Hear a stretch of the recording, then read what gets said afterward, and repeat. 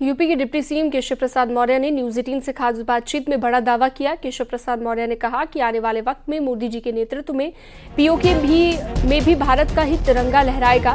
वहीं यूसीसी और आरक्षण के मुद्दे पर विपक्ष को भी उन्होंने घेरा है।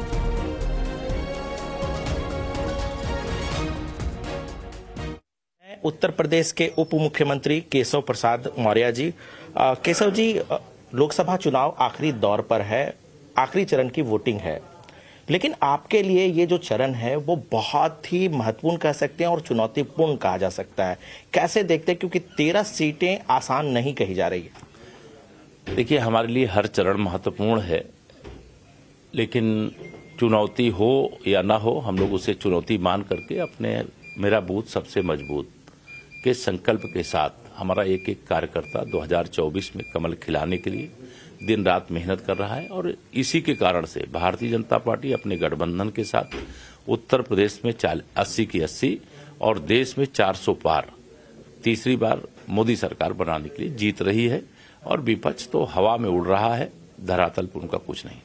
लेकिन कहा जा रहा है कि जो 13 सीटें हैं जिस पर आखिरी चरण पे वोटिंग होनी है, वहां पे कहीं ना कहीं जातिगत आधार पर आप उसके चक्रव्यूह में फंस गए हैं।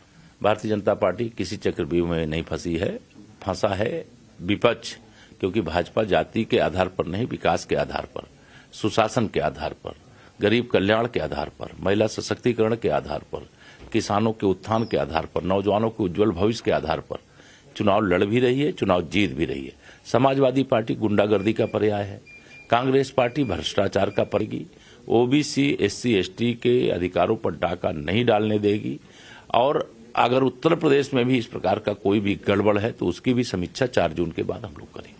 सर, एक सवाल है कि क्या आपको लगता है कि उत्तर प्रदेश में चूंकि अखिलेश यादव भी चुनाव लड़ रहे हैं, राहुल गांधी भी चुनाव लड़ रहे हैं, डिम्पल यादव भी चुनाव लड़ रही है, ये लोग भी हार जाएंगे? क्योंकि आप 80 का 80 पहले कह चुका हूं, अखिलेश यादव जी कन्नौज से और राहुल गांधी जी रायबरेली से चुनाव हारने जा रहे हैं। अगर हम 80 की 80 सीटें जीत रहे हैं, नेता भी हैं, पीओके भारत का अभिन्न अंग है, ये संसद से भी पास हुआ है। आपको लगता है, क्योंकि जनता भी ये सोचती है, सपना देख रही है, किसी को ये नहीं लगता था कि जम्मू कश्मीर से 370 हट जाएगी, किसी को नहीं लग रहा था कि रामलला का भव्य मंदिर बन जाएगा। हुआ कि नहीं हुआ?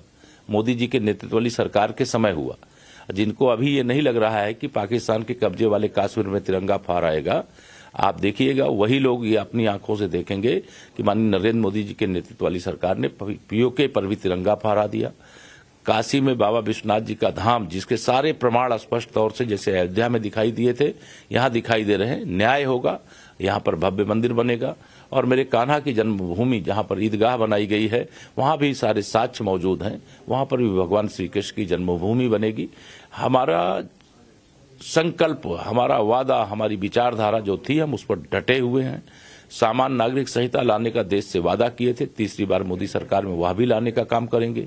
संयुक्त राष्ट्र संघ में अस्थायी सदस्यता स्थापित करने का काम करेंगे। गरीब कल्याण के लिए जो राशन वितरण का कार्य हो रहा है, वह वितरण का कार्य आगे 5 साल और चलता रहेगा।